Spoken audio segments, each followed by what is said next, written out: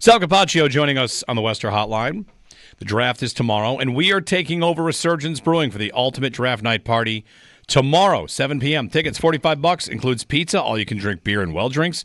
Enjoy live analysis, huge TVs, crystal clear sound. You don't miss a pick. Plus local vendors, including Paula's Donuts, and giveaways all night, including an all-inclusive fantasy football party for 12 at Resurgence Brewing, courtesy of Resurgence. No purchase necessary. Get your tickets now at resurgencebrewing.com. We will be there. Joe and I will be there for the draft party. Going to have a good time. Josh and Owen, they're coming. And, we're going to hang out, drink beer, and yell at the television. Sal, what's better than that? That's great. Right? No, I'll make you a deal. Okay, right. You ready? Yeah. Okay. If the Bills trade up and draft in the top 10, because then it will be early in the night, all right, I will make it over to Resurgence after that. All right. Because then Brandon Beane comes out and he says, we're done. We've made our pick. We'll see you tomorrow. I'll be like, all right. I'll do my podcast with Matt Bove. We'll recap, and I'll head over to Resurgence and hang out. They got to draft early enough for that to happen. Yeah, the thing about drafting late like that is, go and you're gonna get your money's worth in terms of, your ticket, getting your beer and your pizza. And someone asked me, what happens if the Bills trade up and draft 10th? I say, well, then we just stay and we get our money's worth, Yeah. So anybody that's coming just out, hang out and you just talk about life and football and enjoy the night. That's right. Then we just yell at the Steelers. That's what I'm going to do. I'm just going to go and yell at the Steelers. It's my favorite thing to do. All right, Sally, you were yesterday at One Bills Drive. We heard from Josh Allen. We heard from Trey White, right? Also, we heard from Brandon Beane. Mm-hmm. So lots going on there. Let's start with Allen. He shows up. One of the things he said was that he feels like he's, I don't know quite best shape of his life, but that he feels great. That this year he took less of a beating, or maybe he was less beat up at the end of it.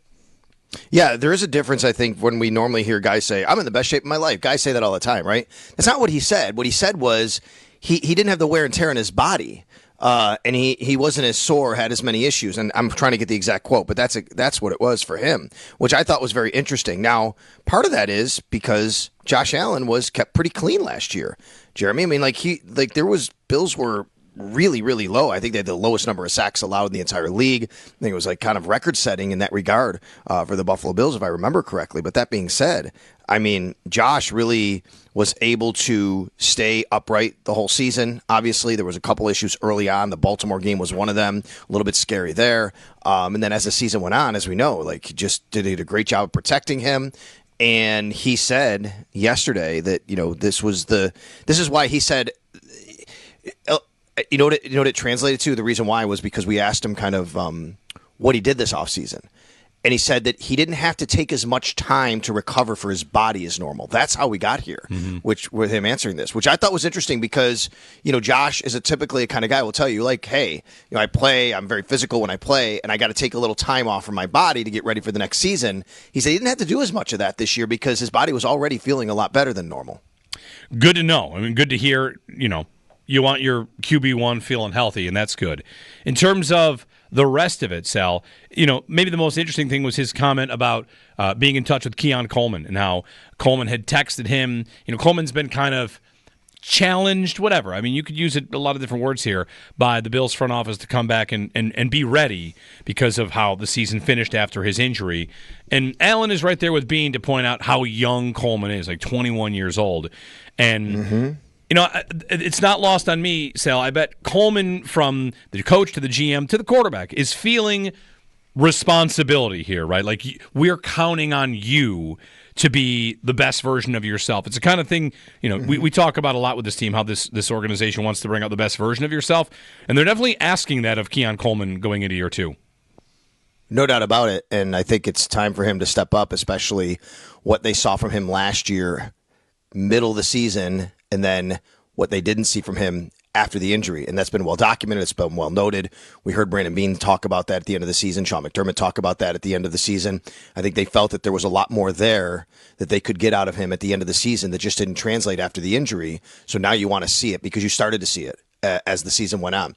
And I thought it was interesting, too, that Josh not only made that same point, Jeremy, I thought he kind of was pretty, I guess, as aggressive as Josh can be when he talks about something, right? Josh isn't normally like that, but he wanted to make sure we all knew, it was a point for him. Hey, he's young, and we need to know that. And this guy has a lot of room to be able to grow. And he said he's heavier, meaning like he's thicker, he's gaining muscle mass, and he really wants to be great. So I thought it was interesting that coming from Josh Allen himself, the fact that he kind of wanted to make it a point to let everybody know, like, hey, this kid is a young kid. He's going to be really good, and we got to understand that about him. But I think from an organizational standpoint, you're right, which is they need more out of him in year 2. And I would say this, Jeremy, I think they need more of him right away in year 2. Yeah. Like, I don't think this is a thing where it's, let's ramp up, and we saw some glimpses, so now we're going to, get him going again. And, there's no, let's get to 8 games and he's going to be the best version of himself. I think they need him to hit the ground running week 1 and saying this is, I guess if you want to put a number 1 wide receiver, whatever, Khalil Shakir might be that guy, but this is a guy that's going to be a primary target that we're going to rely on that's a big part of our offense. Allen was at the podium wearing an Everybody Eats hat, which that's back for another year, which is good. Like, that's between him and Joe Brady. McDermott and Beane have kind of said that. And then Beane was asked about how that might affect this year's draft, given that seems to be back as a mantra. Yeah, it was really interesting. He was wearing that hat, and I also wondered, like, is that something that, okay, they had this transition from Stephon Diggs and lots of targets and all the talk about it, whether it was intentional or not, to say everybody eats because we don't want to be selfish. And again, not saying it was intentional against anybody, but it was just this mantra to let everybody know this is a team mentality and we're going to do this. And then you have last year where Josh becomes MVP, right? And he does have that mentality, and they do have that mentality as a group. And it worked for the most part. 30 points a game. How could you say it didn't? But they didn't have anybody that really had these amazing eye-popping statistics. So you go into this year and think, okay, they got that back to where they want it.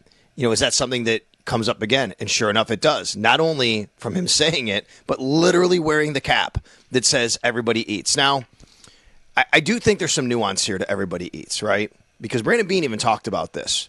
He was asked specifically, does everybody eats mean, like, if you have a guy there that, this is a receiver who come in here, really get a lot of targets, and we have a guy that's possibly, just this kind of number 1 alpha receiver, if you will. He said no. I mean, anytime he has a guy they can add value, like, they're not going to hesitate to do that. You're not going to shy away from a guy because you think he could be that type of player. Of course, he's really great. But I think the nuance is when they talk about everybody eats, Jeremy, it's not just catching passes.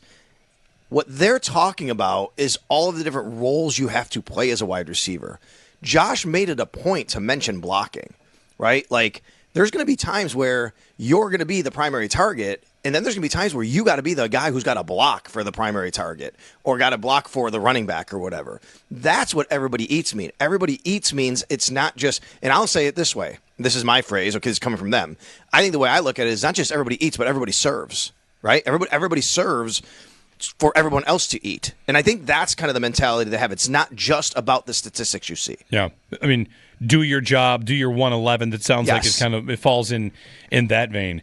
And, Sal, with that, they might need more help for Allen, but not much. I mean, we look at this offense as mostly complete. Beane saying he said earlier last time he spoke that he didn't necessarily see it as a need. We all expect him to snag somebody at receiver somewhere along the way. And then past that, the only other thing to get to with the offense is James Cook not being there for phase 1. It is voluntary. And Sal, you might be able to speak to this, like how sometimes it's not a big deal if a guy's not there right now. It's only a big deal if there's some other context, like a contract, because, that's who our antenna are up about. That's right. And, of course, because he's not at this phase 1 and because he has the public comments about the contract and everything that's surrounding that, you immediately get to that. But Brandon Beane said it's unfair to assume that's why he's not here. He could be here next week. He could be here in a couple of weeks. He said he has not been told specifically that he's not showing up because of a contract situation. And then he also added that he'll be ready to roll, when it's time to be ready to roll. And when asked about what James Cook's future holds, basically Brandon Beane said he's going to be, putting on a Buffalo Bills helmet and playing this year, and he's under contract. I still believe that's the most likely outcome, Jeremy, which is James Cook will play this year on the final year of his deal. After that, maybe they still sign him. They still can sign him at any point during the season, after the season, whatever. They have the franchise tag. They can do all of that stuff after the season. I just don't see at this point how the two sides get to an extension based on what it appears James Cook wants. Is it out of the realm if all of a sudden Cook's like, yeah, heck with that, I'll play for a lot less? Sure, you could always have something like that happen before the season, but it doesn't seem like that's the case. So in the meantime, while you have this kind of public, public airing for James Cook from his side of things, not from the Bills, and then he doesn't show up, it's hard not to tie the two together, right? Yeah. It's hard not to assume that, even though I know that Brandon Beane says it's unfair to assume that. Sal Capaccio on the Worcester Hotline. What else struck you from Beane? He was asked a little bit about the process, putting together the board, and then there was a question about how he and McDermott kind of collaborate on this, right? The two primary decision makers, the GM, the head coach, and it felt like Beane was going a long way. He knows that the picks ultimately, the buck stops with him, but he painted a picture of a collaborative where there's times where he doesn't necessarily think the player is the right guy. Or not the you know what I'm saying, Sal. You heard him lay it out. Sometimes it's 85-15 on a guy. He's on the 15, but it's trusting the whole organization setup, whether that's coaches, scouts, everybody, that it really is a collaboration, and there are disagreements when they make their decisions. And disagreements are healthy, and that's okay. I think it would be weird if everyone always agreed on everything, right? You'd think that someone is just doing that to make someone feel better. Like you're gonna have you're different in how you view players. There's no doubt. Everybody's human, and he even said like there's egos. People want to be right on a guy, no doubt about that. But you want to make sure that you have conviction on what you're saying. And the theme that Brandon Beane always comes back to, and he says this phrase: "It's not my pick. It's the Buffalo Bills pick." It's an organizational pick. That's why it's got to be collaborative. Sure, there's a person ultimately responsible. That's Brandon Beane. He's the general manager. He's in charge of that department, the college and the pro scouting departments and all that. He's the guy. But he wants to be collaborative to make sure that everyone has a say.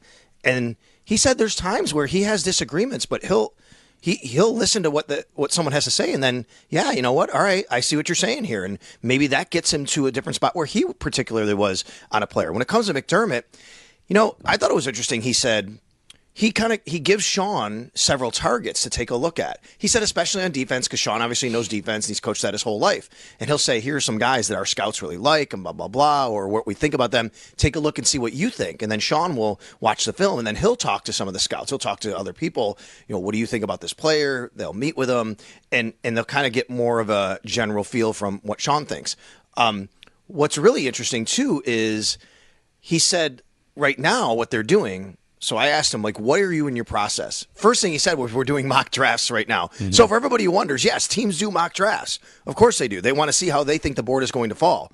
And Brandon Beane has, over the years, told us, he'll say, you do the Lions, you do the 49ers, you do the Bears. Like he has staff members do that. They're doing that. And he said, interesting to me, what they're doing is they're kind of getting a consensus from his staff on, okay, this player, is he a day one starter? This player, is he a primary backup? This player, is he a guy we're going to maybe have to try and find a way, does he even get a jersey on game day? There's going to be disagreements there, but you want to put those guys in buckets. Even though you have kind of grades on them, now you have to also figure out what they are for the Buffalo Bills. Because that answer, Jeremy, is of course different for the Bills than it is for another team, based on system, based on fit, based on contracts down the road. All of those things matter. That's why it's a Buffalo Bills board and a Buffalo Bills draft. Sal Capaccio on the Worcester Hotline.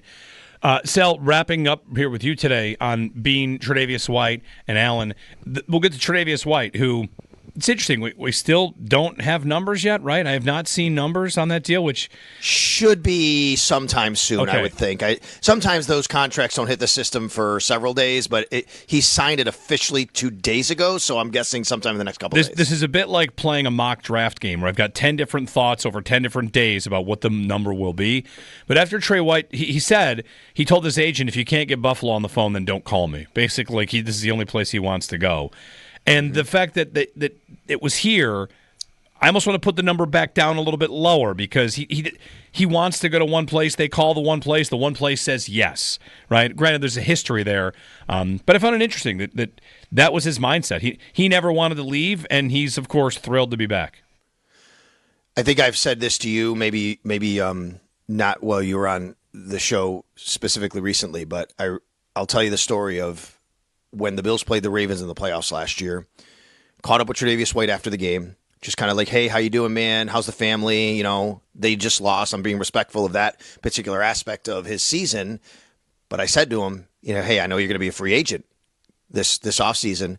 What do you think? And do you think you'd ever want to come back here? Kind of just smiling and smirking. And he goes, I didn't anticipate this answer, but he looked right at me and said, I would love to come back here, and I've made it known. That's what he said to me. Yeah. And here we are this many months later. It's obvious that, the Bills felt the same way, because he said that this started a couple months ago. And he basically said the same thing yesterday, that he made it known pretty quickly, like this is where he wanted to be if he could make it work. And you never know if that's going to happen. So it wasn't a total shock to me that this wound up happening here. The number is interesting because when you say, what's the number? So we know he signed for up to $6.8 million. The lower the number on the cap means the more he's betting on himself, if that makes sense. Because what's going to happen here is, take a look at the contract. If he's only playing for a minimum salary, let's say for a 8-9 year veteran, and his cap hit is very minimal, but all of his incentives can be maxed out, then what he's saying is, I'm going to sign for that because I'm going to bet on myself to hit a lot of those, right? That's really what he's saying there. And I'm interested to see how that fits, because the Bills obviously don't have a ton of cap room, and they're going to want to keep that cap down to a minimum. But I think there's a little bit of give and take there about, what he probably wanted. But you're right, Jeremy. He probably comes here for less because it's here more than, anywhere else that could have been offered. And for Tre'Davious, Jeremy, I don't know if people realize this. He just turned 30 years old. He's not like a 33, 34-year-old guy. And I think we think about him like that because he's been with the Bills for so long. He's McDermott's first draft pick. He's had these injuries. He just turned 30 years old. Yes, I know that's a little bit older, especially for his position. It's not like he's been in the league. Stephon Gilmore came into the league 5 years before Tre'Davious White. Is he somewhere now? Did he latch on? No, he's still a free agent. Okay, he was Minnesota last year? Right, but he where did he wind up going? Was it Minnesota? No, where did it? Yeah, I have to look at his I think he bounced around. But either way, here's the thing. I think about that, and he's a guy, I will tell you, like, I know the Bills were looking into some veteran corners. That was a name that I'd heard. Kendall Fuller was a name I heard. Tre'Davious White was a name that I heard. Obviously, they go out, they sign Tre'Davious, they bring back Dane Jackson. I guess the point I'm just making is, like, I think that we kind of I think a lot of people have to realize that Trey isn't like this some super old guy. What it is he's a little bit older and he's had these injuries. But, he still has time left. And I asked him about his future overall. And of course, hey, I'm just concentrating on one day at a time this year. And he said, really interesting and kind of really, perspective here. He said when he tore his Achilles, he didn't realize that would be the last time he'd ever play with Micah Hyde and Jordan Poyer. And that's really allowed him to gain a perspective of taking every day, each day at a time. Sal Capaccio. Thanks, Sal. We'll chat tomorrow. You got it, guy.